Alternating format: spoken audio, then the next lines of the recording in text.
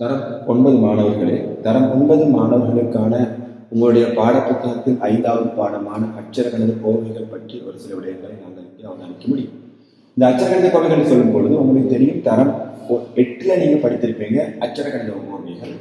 அதில் முக்கியமாக அடைப்பு நீக்கலை சம்பந்தமாக நீங்கள் படித்திருப்பீங்க. உதாரணத்துக்கு 2 3x சக 4y 2ஆல இந்த அச்சரகணித கோவையை அடைப்பு நீக்கினால் எங்களுக்கு கிடைக்கும் 2ஆல 3x பெருக்கினால் 6x, 2ஆல 4y பெருக்கினால் சக 8y கிடைக்கும்.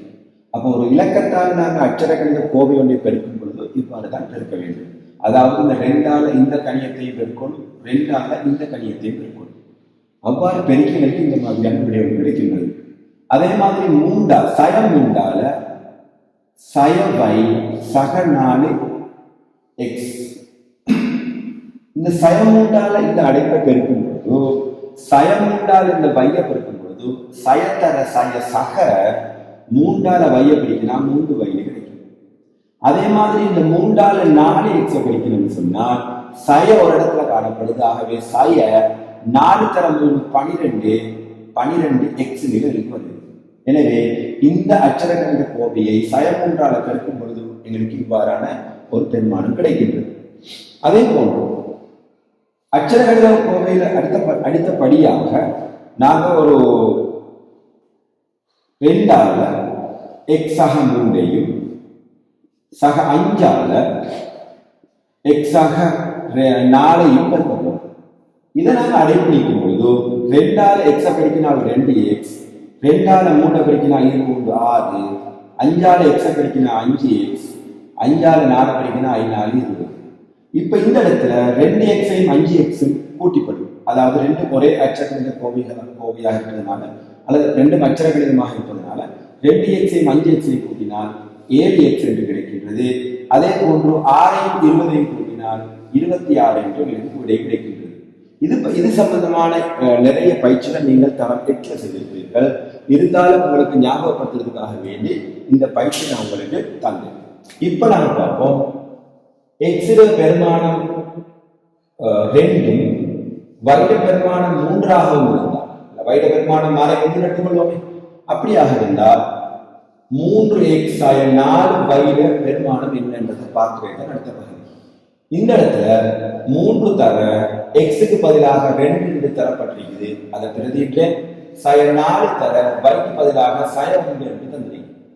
இப்ப 3 2ஆல கிடைக்கினா 6, சய 4 2ஆல கிடைக்கினா சய 4 சய 2ஆல கிடைக்கினா சக 4 என்று கிடைக்கிறது. ஆகவே 4ஐயும் 6ஐயும் கூட்டினால் 10 என்று பெருமானங்கள் கிடைக்கிறது. எனவே இவ்வாறு பெருமானங்கள் பிரதியிட்டு காண்ற விடயங்களையும் நீங்கள் தரம் 8ல் படித்திருப்பீர்கள்.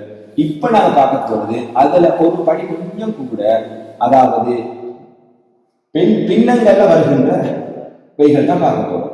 உதாரணமாக x சமன் அரை y சமன் சய 1 கீழ் 3 என கொண்டு 4x சய 6y இதுல பெருமானம் என்ன என்பதுதான் நாங்க இங்க பார்க்க போறோம். இப்ப நாங்க என்ன செய்வோம், இங்க நாங்க பிரதியிட்டது போல இங்கேயும் பிரதிப்போம். 4 தர எக்ஸுக்கு பதிலாக அரை சய 6 தர வைக்கு பதிலாக சய 1 கீழ் 3 என்று வருகிறது. இப்ப நாங்க என்ன செய்யலாம், இந்த 2ஆல சுருக்கினால் ஒரு முறை, 4 2ஆல சுருக்கினால் 2 முறை, 3ஆல சுருக்கினால் ஒரு முறை, 6 3ஆல சுருக்கினால் 2 முறை. ஆகவே இங்க 2 தர 1 2 என்று விடை வருகின்றது. இங்க சய தர சய சக 2 கூட்டினால் 4 என்று விடை கிடைக்கின்றது. அப்ப உங்களுக்கு எக்ஸுக்கும் வைக்கும் பெருமானங்கள் உங்களுக்கு தரப்படும் போது, அதாவது பின்னத்துல தரப்படும் பொழுது உங்களுக்கு முழு பெருமானத்துல விடை கிடைக்கின்றது. இந்த இடத்துல முழு பெருமானத்திலையும் விடை வரலாம், பின்னத்திலையும் விடை வரலாம். எனவே 2 வகையான வினாக்களையும் நீங்கள் செய்வதற்கு மாணவர்களாகிய நீங்கள் தயாராக இருக்குமாறு கேட்டுக்கொள்கின்றேன். அவ்வாறான பயிற்சிகள் நிறைய உங்களுக்கு தரப்பட்டிருக்கின்றது. 5-1 பயிற்சியாக தரப்பட்டிருக்கிறது. நீங்கள் அந்த பயிற்சிகளை செய்வதூடாக அதில் மேலதிக விளக்கங்களை உங்களுக்கு பெற்றுக்கொள்ளக்கூடியதாக இருக்கும் என்று எதிர்பார்க்கின்றேன். இப்ப நாங்கள் அடுத்தது போவோம், கடைசியான பகுதி, அதாவது 2 கோவைகள் தரப்படும். உதாரணமாக x சக 2 x சக 3 என்ற 2 கோவைகள் பெருக்கம் தரப்படும். இதை நாங்கள் அடைப்பு நீக்கிறது எப்படின்னு பார்ப்போம். அதாவது நாங்க என்ன செய்யணும்னு கேட்டால் இந்த கோவையில் உள்ள ஒவ்வொரு கணியத்தாலையும் இந்த அடைப்பை பெருக்க வேண்டும். அதாவது இதில் உள்ள எக்ஸால இந்த அடைப்பு எக்ஸாக 3 பெருக்க வேண்டும். அதே மாதிரி சக 2ஆலையும் எக்ஸாக 3 அடைப்பை பெருக்க வேண்டும். இப்ப எக்ஸால எக்ஸ பெருக்கினால் எக்ஸ் வர்க்கம் என்று கிடைக்குது. எக்ஸால சக 3 பெருக்கினால் 3x என்று கிடைக்கின்றது. அதே போல சக 2ஆல எக்ஸ பெருக்கினால் சக 2x என்று கிடைக்குது. சக 2ஆல 3 பெருக்கினால் சக 6 என்று கிடைக்கின்றது. எனவே x வர்க்கம் 3x 2x பெருக்கினால் 5x சக அந்த அளவுல 6. எனவே இந்த 2 அடைப்புகளை நாம பெருக்கும் பொழுது எங்களுக்கு இவ்வாறான ஒரு இருபடி சமன்பாடு கிடைக்கின்றது. எனவே இந்த அடைப்பு நீக்கி இருபடி சமன்பாடு காண்பதுதான் உங்களுக்கு தரப்பட்டிருக்கிற பயிற்சியில கடைசி பயிற்சியாக காணப்படுகின்றது. எனவே இவ்வாறான பெருமானங்களை பிரதியிட்டு காண்பதும் இவ்வாறான 2 அடைப்புகளை பெருக்கி ஒரு இருபடி சமன்பாடை கண்டுபிடிக்கிறது தான் உங்களுடைய இந்த 5வது படிமுறையில உங்களுக்கு தரப்பட்டிருக்கிற முக்கியமான விடயம். எனவே இது சம்பந்தமான நிறைய பயிற்சிகள் உங்களுக்கு 5வது படிமுறையில தரப்பட்டிருக்கின்றது.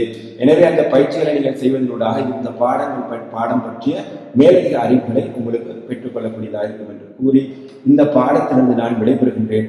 இந்த பாடத்தை நீங்கள் இந்த பகுதியை நீங்கள் சப்ஸ்கிரைப் செய்வதனூடாக தொடர்ந்தும் யூடியூப்ல உங்களுக்கு இது மாதிரியான பல பாடங்களை உங்களுக்கு கற்றுக்கொள்ளக்கூடியதாக இருக்கும். எனவே கட்டாயமாக அனைவரும் இதை சப்ஸ்கிரைப் பண்ணிக்கொள்ளுங்கள்.